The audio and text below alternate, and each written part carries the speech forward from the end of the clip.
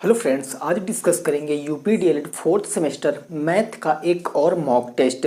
लेकिन उससे पहले आप सभी लोगों से भाई सॉरी, क्योंकि आपकी क्लास जो थी वो 7 दिन बाद लगभग आ रही है।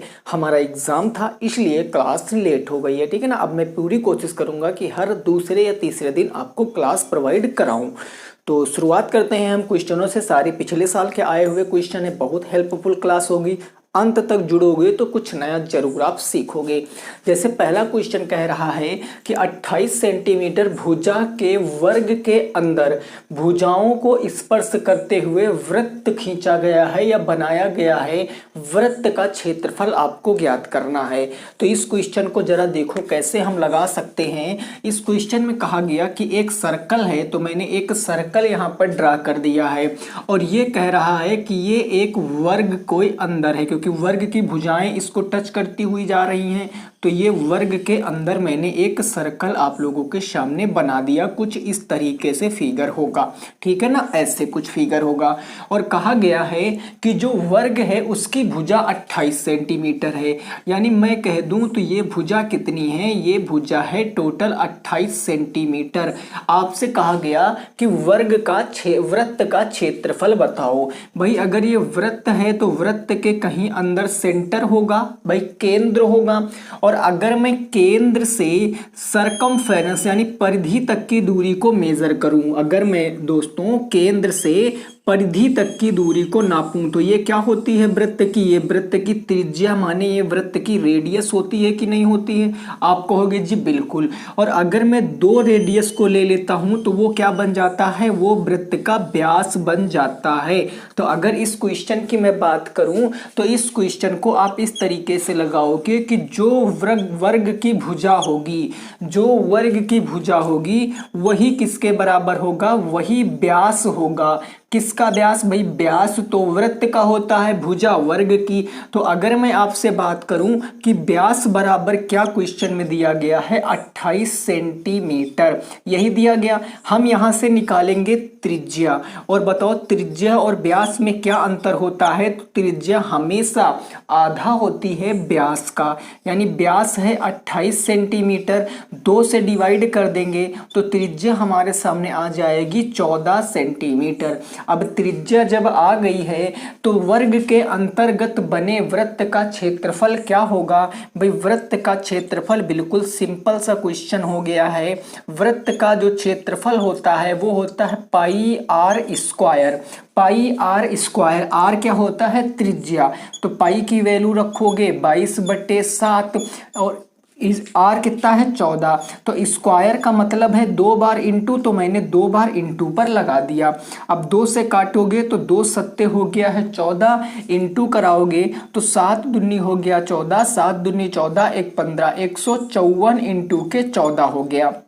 इंटू करा लीजिए, 14 चौको 56 के 6 5 आ गया, 14 पंचे 70 और 5 75, कैरी 7 आ गया, 14 एकम 14 और 7 4 11 21, यानी 2156 सेंटीमीटर स्क्वायर क्या हो जाएगा, पहले क्वेश्चन का सही जवाब हो जाएगा 2156 वर्ग सेंटीमीटर। बस इसमें लॉजिक ये था कि जो वर्ग की भुजा होगी वही वृत्त का व्यास होगा, क्योंकि जब टच करता हुआ जा रहा है तो जाहिर सी बात है जिस पॉइंट पर टच कर रहा है वो सेंटर के बिल्कुल स्ट्रेट में होगा।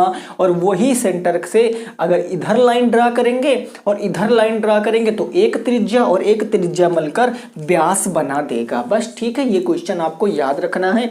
नेक्स्ट देखिए क्वेश्चन नंबर 2 क्या कह रहा है और उसको जरा लगाने की कोशिश कीजिए। प्रश्न संख्या 2, ये क्वेश्चन कुछ इस तरीके से है। कह रहा है किसी 10 सेंटीमीटर त्रिज्या वाले, कोई 10 सेंटीमीटर त्रिज्या का वृत्त है जिसकी एक जीवा 16 सेंटीमीटर है। आपसे कहा गया केंद्र से जीवा की लंबाई बताओ। Distance between centre and code, आपको जीवा और कोड के बीच की दूरी बताना है। जरा इस क्वेश्चन को लगाने की कोशिश कीजिए। सिंपल सा क्वेश्चन है और ये क्वेश्चन सब जितने मैं आज करा रहा हूं सब पिछले साल पूछे गए हैं।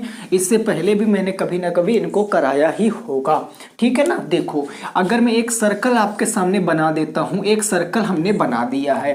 अब सर्कल में कह रहा है जीवा 16 सेंटीमीटर है, कहीं पर भी जीवा ले लो, तो मैं यहाँ पर एक जीवा ले लेता हूँ। जीवा दोस्तों क्या होता है, सर्कल पर दो ऐसे बिंदु जो अगर आप उनको बिंदु सर्कल की परिधि पर स्थित दो ऐसे बिंदु अगर उनको मिला दो तो वो जीवा बन जाता है। ठीक है, सर्कल का कोई ना कोई यहाँ दोस्तों सेंटर होगा, ये सर्कल का सेंटर हो गया है, और सेंटर से अगर आप परिधि तक की दूरी को मेजर करोगे तो ये क्या कहलाएगी, ये त्रिज्या कहलाएगी ना, यही तो त्रिज्या कहलाएगी। अभी इससे पहले वाले क्वेश्चन में किया है आपने, आपसे कहा गया है कि ये वाली दूरी आपको बताना है, ये वाली दूरी, ये वाली, ये जो दूरी मैं खींच रहा हूँ ये बताना। तो मैंने कहा ओ कोई त्रिज्या, ओ सेंटर होगा, आप कोई भी नाम ले सकते हो, मैंने ओ लिया और मान लिया कि डी पॉइंट पर कट कर रहा है। ठीक है, तो यहाँ एक प्रॉपर्टी लगती है, कैसी प्रॉपर्टी लगती है कि वृत्त के केंद्र से डाला गया लंब वृत्त की भुजाओं को बराबर बराबर बांट देगा।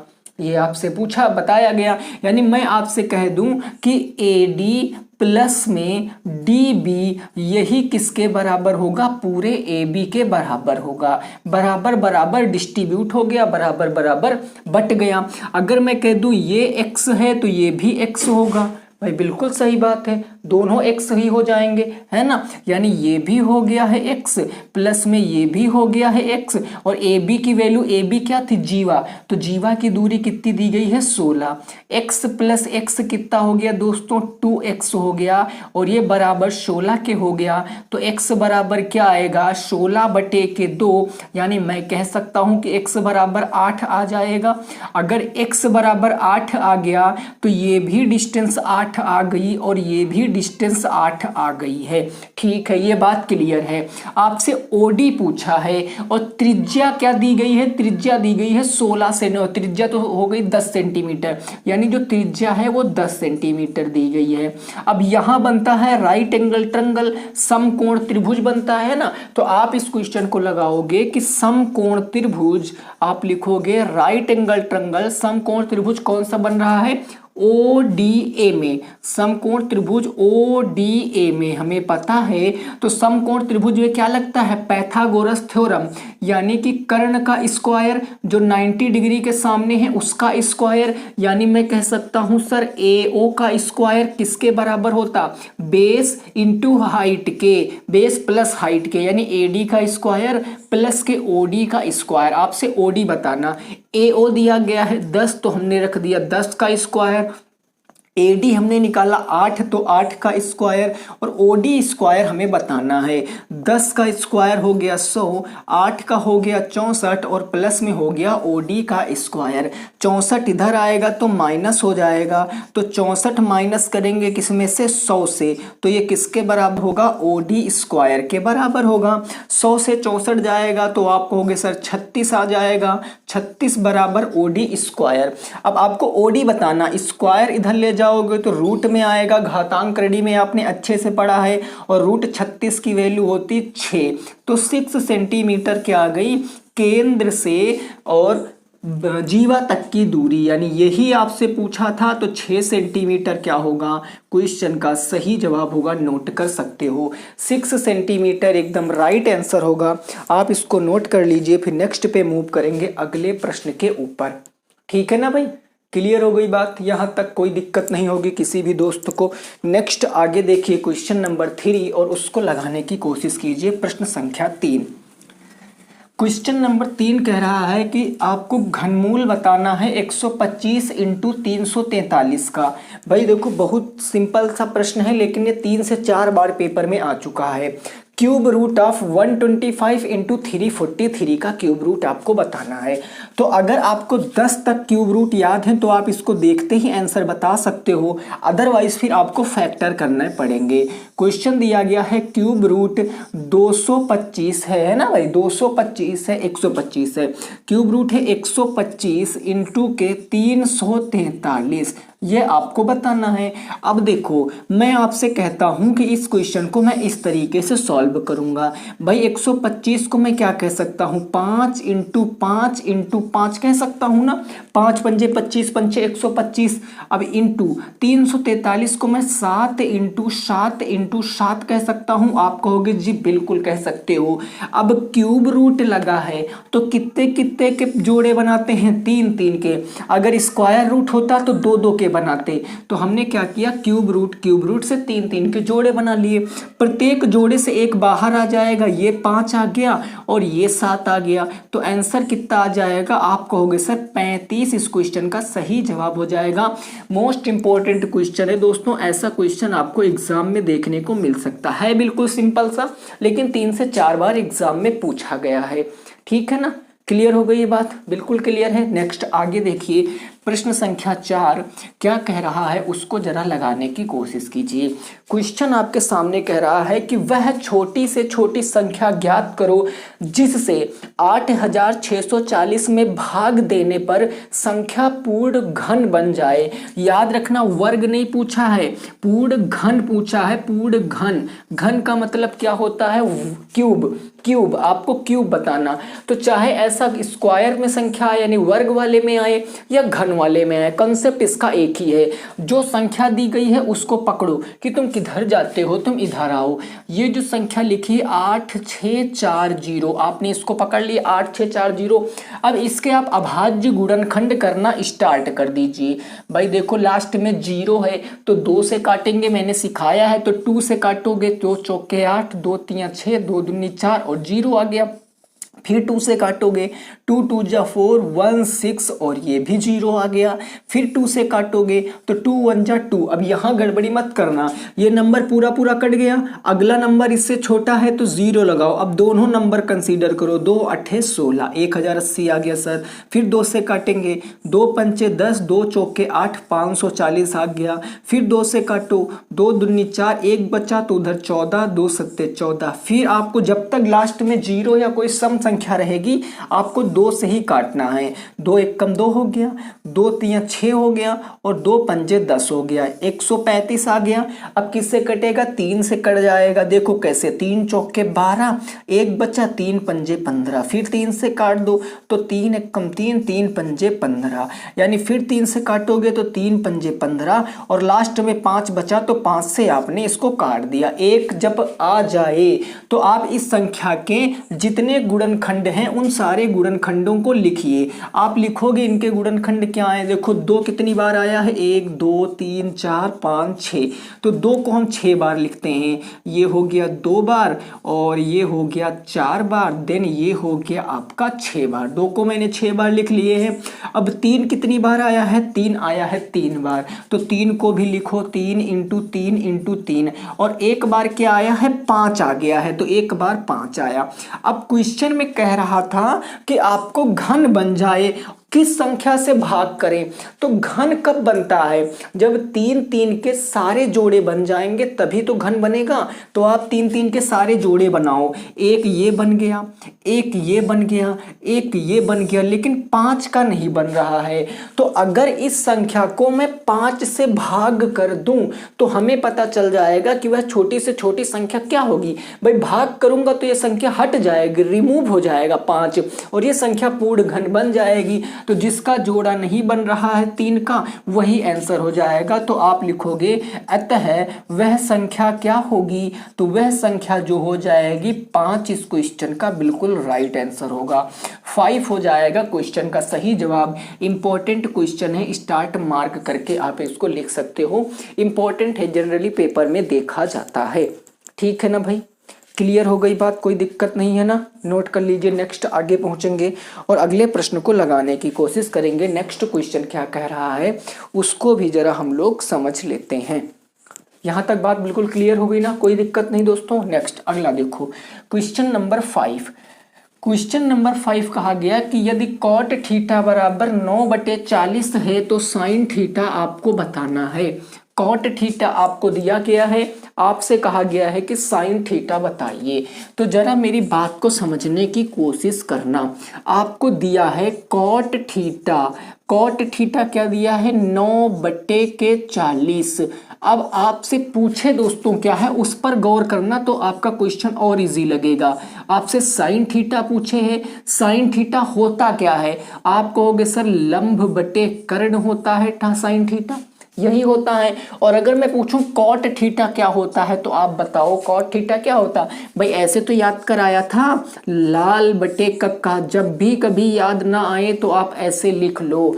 भाई ये वैल्यू होती है tan की, अगर ऊपर से नीचे देखेंगे तो tan की, और यही मैं ऊपर से नीचे से ऊपर देख लूंगा तो एक कॉट की बन जाएगी, यानी आधार बटे लंब बेसिकली हमको दिया गया है, आधार बटे लंब यही दिया गया है। आप कहोगे इतने पे तो कोई दिक्कत नहीं थी, जो आधार है वो आपको 9 दिया, लंब जो है आपको 40 दिया है, लेकिन साइन थीटा में तो हमें कर्ण पता होना चाहिए ना। तो कर्ण कैसे पता करेंगे? भाई बिल्कुल सिंपल सी बात है, कर्ण का स्क्वायर किसके बराबर होता है? यानी कि अभी जस्ट बताया कर्ण का स्क्वायर बराबर होता है लंब स्क्वायर प्लस आधार स्क्वायर के। तो यहां से आप कर्ण इजीली निकाल लोगे। लंब कितना है देखो 40, तो ये हमने लिख दिया 40 का स्क्वायर, प्लस आधार है 9 तो हमने लिख दिया 9 का स्क्वायर। यानी मैं बात करूंगा कर्ण स्क्वायर बराबर 40 का स्क्वायर 1600, 40 इंटू 40 करोगे 1600, और 9 का स्क्वायर आ गया 81। यानी आपसे मैं पूछूं कि कर्ण स्क्वायर बराबर क्या आया तो आप कहोगे सर 1681 आ गया है। जब स्क्वायर इधर से हटाओगे तो इधर आएगा रूट में, तो अगर आपसे मैं पूछूं कि रूट 1681 की वैल्यू क्या होती है, आप गुणनखंड करके या भाग विधि से ज्ञात कर सकते हो। वैसे ये आपको याद होना चाहिए, मैंने कम से कम 10 बार ये ट्रिपलेट क्वेश्चन में कराया है कि 9, 40, 41 का ट्रिपलेट होता है, यानी जो 41 सेंटीमीटर है वो कर्ण आ गई है। बस यहाँ वैल्यू आपको रख देना है। साइन थीटा क्या होता है? साइन थीटा लंब बटे कर्ण, लंब देखो दिया गया था 40 और कर्ण आपने निकाल लिया है 41, तो आंसर क्या आ जाएगा सर 40/41। इस क्वेश्चन का बिल्कुल राइट आंसर होगा। 40/41 क्या हो जाएगा? क्वेश्चन का सही जवाब हो जाएगा। आप इसको नोट कर सकते हो। इतनी बात आपकी समझ में आ गई है, कोई दिक्कत वाली बात नहीं है ना? क्लियर है भाई, डन है। चलो नेक्स्ट आगे पहुंचते हैं। तो ये पहले 5 क्वेश्चन थे, आप बताइए पांचों में आपके कितने सही हुए, एक बार आप कमेंट करके बताएं। इन 5 क्वेश्चन में आपके सारे सही हुए हैं या कोई क्वेश्चन आपका गलत हुआ है? फटाफट तरीके से कमेंट करके बताएंगे, फिर आगे एक क्वेश्चन पे पहुंचेंगे और उसको लगाने की कोशिश हम लोग करेंगे। ठीक है ना भाई, क्लियर बात हो गई। चलो जी आओ आगे समझते हैं। आगे क्वेश्चन क्या कह रहा है, क्वेश्चन को ध्यान से समझना। क्वेश्चन नंबर आपके सामने है 6। ये क्वेश्चन कह रहा है कि 60 डिग्री के त्रिकोणमिति मान निकालो। 60 डिग्री के त्रिकोणमिति क्या निकालना है? त्रिकोणमिति आपको मान निकालना है, वैल्यू निकालना है। अब आप इनकी वैल्यू कैसे निकाल सकते हो जरा आप ध्यान से समझना दोस्तों। 60 डिग्री के त्रिकोणमिति अनुपात कैसे निकालोगे? तो अगर मैं इसके स्टेप की बात करूं, स्टेप जब भी कभी 60 डिग्री पूछेगा तो आप पहला काम क्या करोगे? एक समबाहु त्रिभुज बनाओगे।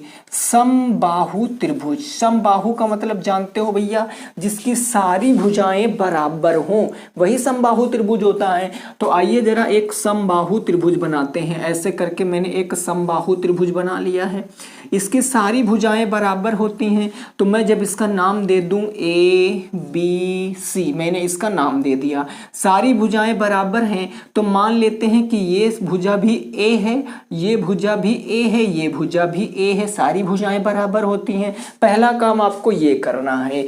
दूसरा काम आपको क्या करना है? दूसरा काम क्या करना है कि किसी भी बिंदु से, किसी भी शीर्ष से शीर्ष लंब आपको डालना है, शीर्ष लंब खींचना है कि शीर्ष लंब आप खींचोगे, परपेंडिकुलर खींचना है किसी भी वर्टेक्स से। तो मैं इस वर्टेक्स से, इस शीर्ष से सामने वाली साइड पर परपेंडिकुलर ड्रा करता हूं। जहां पर भी शीर्ष लंब खींचा जाता है वहां राइट एंगल ट्रायंगल बनता है, समकोण त्रिभुज बनता है। और जब ये समकोण त्रिभुज बन गया है तो जो साइड है 2 बराबर भागों में डिवाइड हो जाएगी। पूरी साइड ए थी तो ए का ये भी आधा हो जाएगा a/2, ये भी आधा हो जाएगा a/2। मान लिया डी पॉइंट पर काट रहा है, तभी ना इसको पूरा जोड़ोगे तो a आएगा, a/2 प्लस a/2 a आ जाएगा, आधा हो गया। अब आपको यहाँ 90 डिग्री का कोण बन रहा है ना, 90 डिग्री का कोण बन रहा है। तो जब 90 डिग्री का कोण बन रहा है, ये भुजा पता है, ये भुजा आपको ये वाली भुजा निकालनी है, तो आप लगाओगे कर्ण का स्क्वायर बराबर परपेंडिकुलर का स्क्वायर प्लस के, परपेंडिकुलर मैंने इंग्लिश में लिख दिया है, हिंदी में लिखता हूँ, लंब लिख देता हूँ, ठीक है ना। हाँ, मैंने कहा लंब का स्क्वायर प्लस के आधार का स्क्वायर। कर्ण कितना 90 डिग्री के सामने ए, तो ये हो जाएगा a का स्क्वायर बराबर लंब आपको निकालना है, आधार है a/2, तो ये हो जाएगा a/2 का स्क्वायर। यहाँ तक कोई दिक्कत नहीं ना।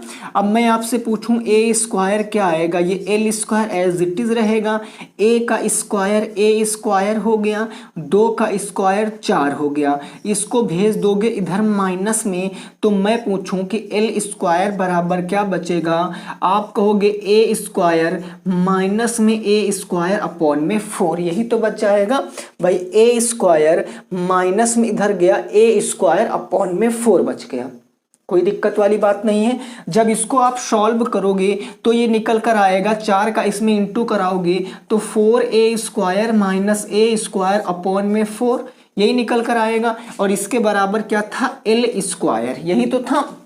अब देखो दोस्तों भाई, 4a में से एक a चला जाएगा तो ये बचेगा आपका a स्क्वायर, 3a स्क्वायर, और अपॉन में नीचे 4 था, स्क्वायर उधर जाएगा तो रूट में बदलेगा, यानी l बराबर ये आ गया। अब स्क्वायर का मतलब a बाहर आ जाएगा, क्योंकि स्क्वायर से तो रूट काट देगा ना, और 3 निकलेगा नहीं तो √3 आ गया, 4 का 2 निकल आएगा, यानी जो लंब आ गया वो √3/2a आ गया, यानी ये जो साइड आ गई है √3/2a आ गई है, √3/2a आ गई। बस इतना काम करने के बाद आप सारी वैल्यू अपने आप लिख सकते हो, किसी भी बुक की जरूरत नहीं बने होगी, आप सारी वैल्यू लिख दोगे।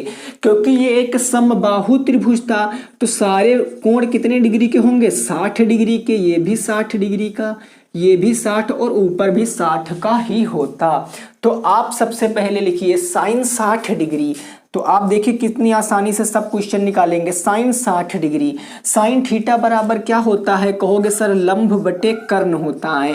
अब जो एंगल की बात करेंगे उसके सामने ही ना लंब होगा, इस एंगल की बात कर रहे हैं, इसके सामने लंब क्या है, √3/2a, तो मेरे को यहाँ पर लिखना पड़ेगा √3/2a अपॉन में कर्ण, कर्ण क्या है देखो a, तो हमने यहाँ पर लिख दिया है a, ये मैंने लिख दिया ना। अब ये a/1 मैं कह सकता हूँ, ऊपर जाएगा पलट जाएगा, यानी ये आपका लिखा था √3/2a इंटू 1/a, a/1 ऊपर जाएगा तो 1/a बन जाएगा, a से a कैंसिल, √3 का 1 में इंटू कराएंगे, √3, 2 का 1 में कराएंगे 2, यानी साइन 60 की वैल्यू होती है √3/2।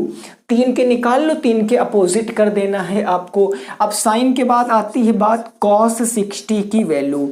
कॉस थीटा बराबर क्या होता है भाई, याद को लाल बटे कक्का, यानी आधार बटे कर्ण। अब जो एंगल बात करेंगे उसके सामने परपेंडिकुलर, नीचे वाली आधार, इसके सामने लंब, तो आधार क्या है a/2, तो हमने आधार के स्थान पर रख दिया a/2 और कर्ण हमारी थी a।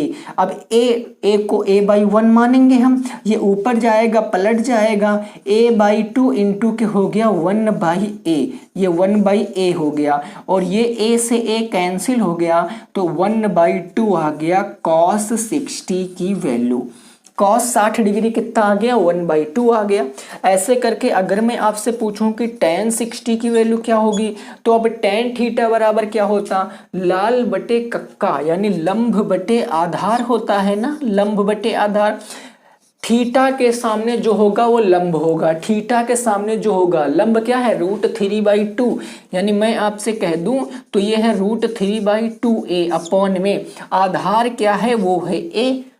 अरे भाई देखो a/2 है, सॉरी a/2, आधार कितना है a/2, ये ऊपर जाएगा पलट जाएगा, यानी ये हो गया √3/2a इंटू में a/2 था तो ये 2/a बन जाएगा, सिंपल सी बात थी, a से a कैंसिल और ये 2 से 2 कैंसिल, यानी ये बचा √3/1, जिसको हम क्या कहते हैं, √3 कहते हैं। तो देखो मेजर जो 3 होते हैं अनुपात वो मैंने आपको बता दिए हैं।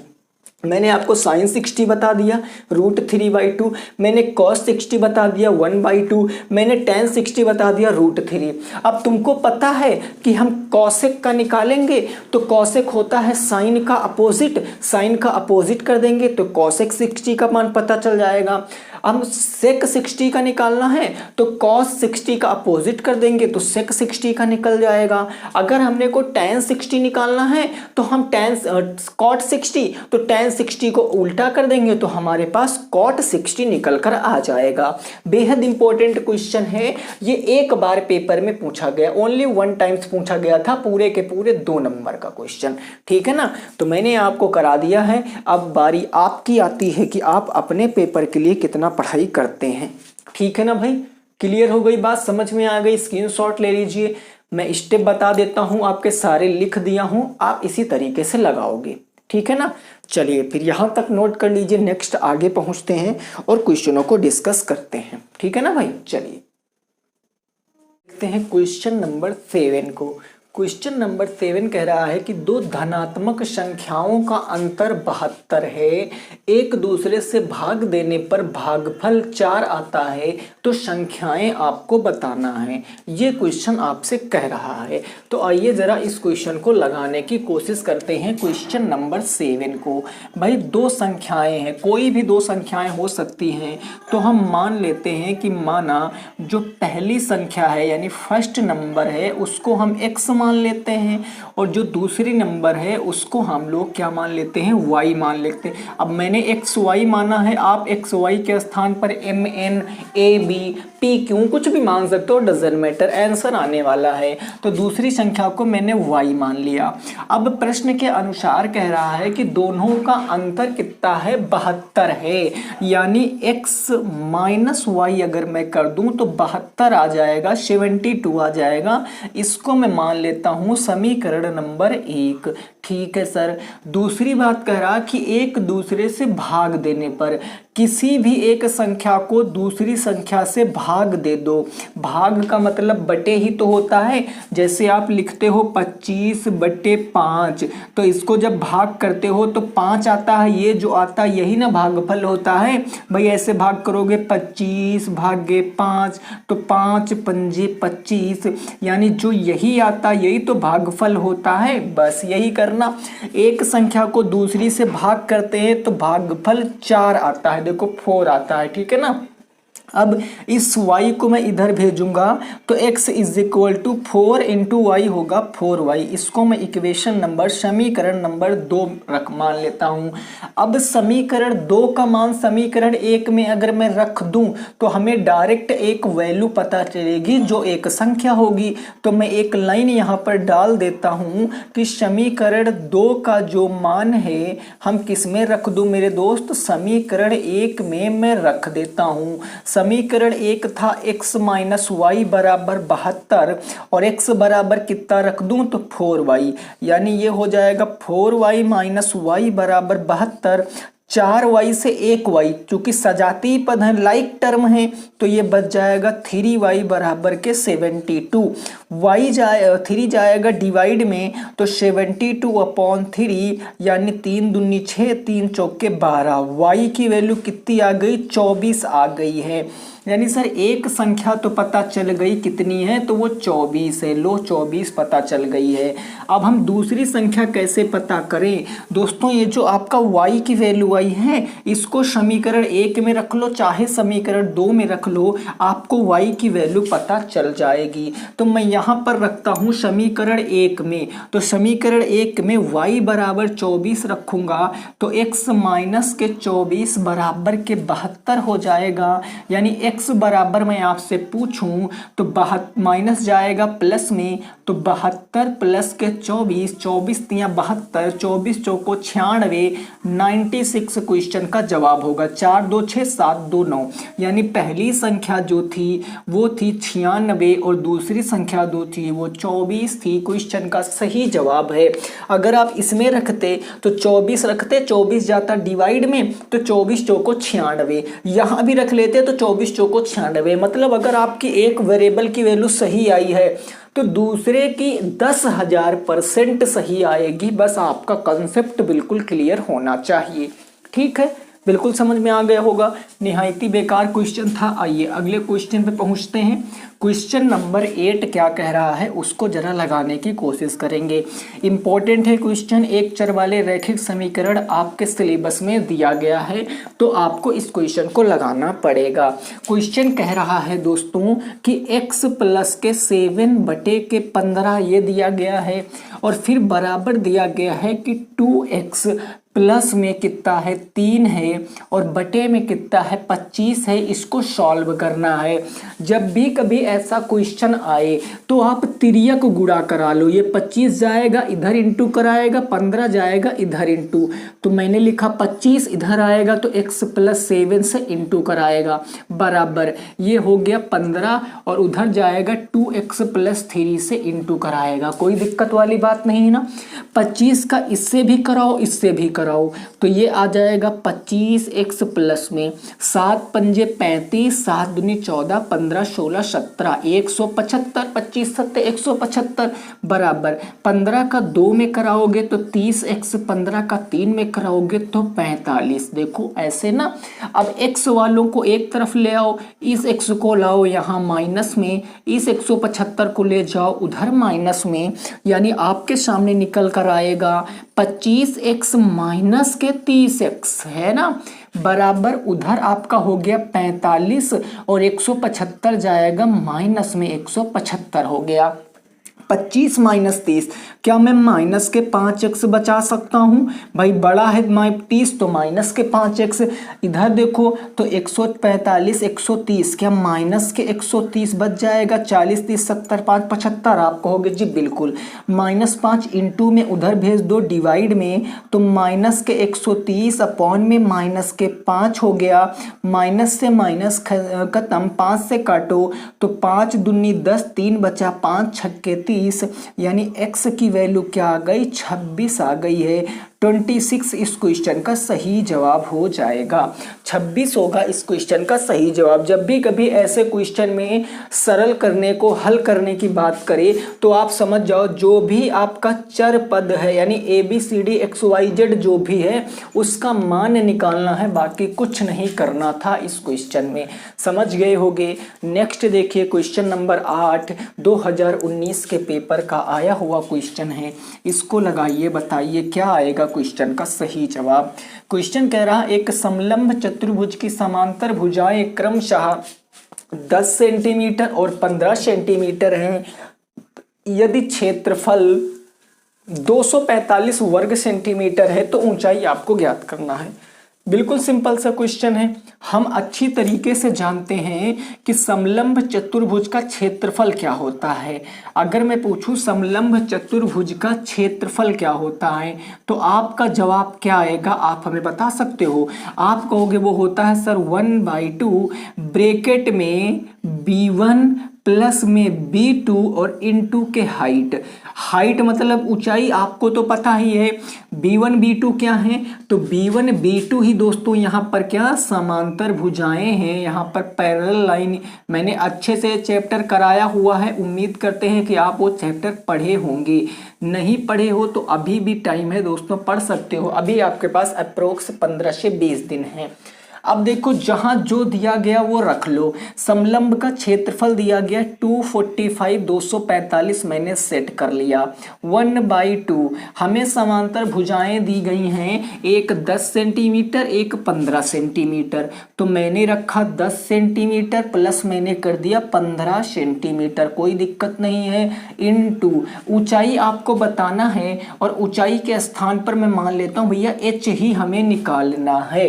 अब 2 को इधर भेजोगे, ये भाग में है, इधर आएगा इंटू में, तो ये निकल कर आएगा 245 इंटू के 2 बराबर 10 और 15 कितना हो गया 25 सेंटीमीटर इंटू के एच हो जाएगा। कोई दिक्कत नहीं। अब एच निकालना 25 है आपका किसमें 25 है आपका मल्टीप्लाई में, इधर आएगा डिवाइड में, तो मैं कहूँगा 245 इंटू के 2 और बटे हो जाएगा 25 बराबर उधर बच जाएगा h।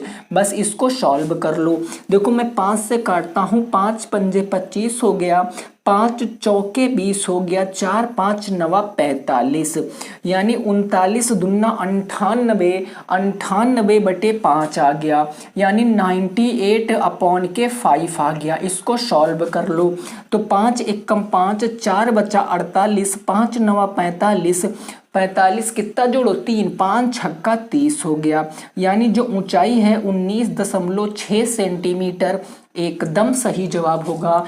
19.6 सेंटीमीटर क्वेश्चन का सही जवाब हो जाएगा।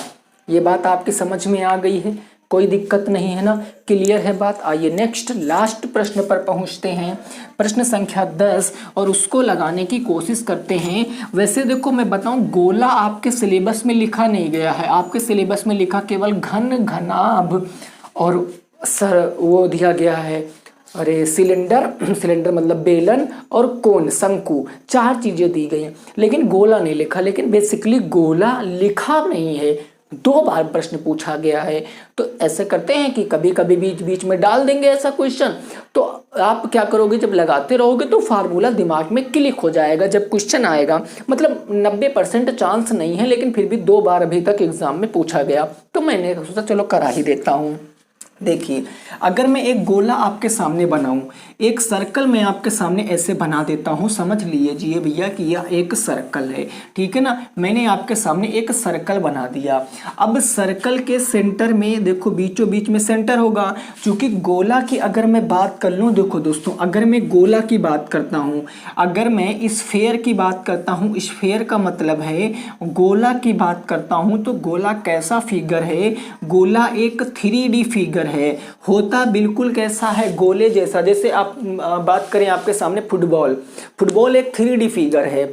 मैं बात कर लूँ आपके सामने वॉलीबॉल, मैं गेंद की बात कर लूँ, छोटे छोटे जो गेंद होते हैं, मैं बंदूक में जो छर्रे निकलते हैं उनकी बात कर लूँ, ये सारे स्फेयर होते हैं, गोला होता है। तो अगर मैं आपसे पूछूं कि गोले का वॉल्यूम क्या होता है, आयतन, तो आप कहोगे 4/3 पाई r क्यूब हो जाता है।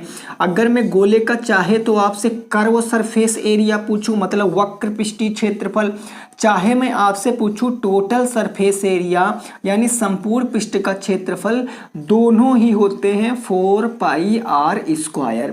बस इतनी बात अगर आपको याद है तो मान लीजिए क्वेश्चन आपका लग गया है, ठीक है ना। अब देखिए, हमें त्रिज्या दिया गया है, तो हम जानते हैं कि जो गोले का आयतन होता है वो क्या होता है। आप हमें बता सकते हो कि गोले का आयतन, देख कर बताओ, तो कहोगे सर 4/3 पाई r क्यूब होता है। r आपको क्वेश्चन में दिया गया 7 सेंटीमीटर, तो पाई की वैल्यू रखो 22/7, 7 3 बार लिखोगे क्योंकि पावर कितनी है, 3 है।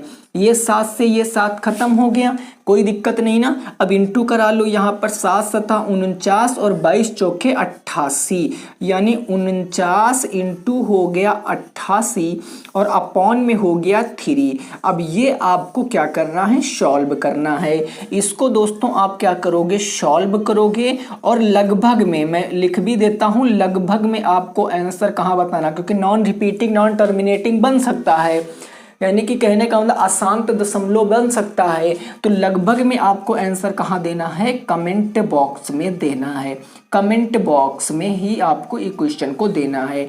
तो क्लास कैसी लगी जरूर बताना, अगर पसंद आई है तो लाइक करना, दोस्तों के संग शेयर जरूर करना, और अगर चैनल सब्सक्राइब नहीं किए हो तो चैनल को सब्सक्राइब जरूर कर लेना, ठीक है ना।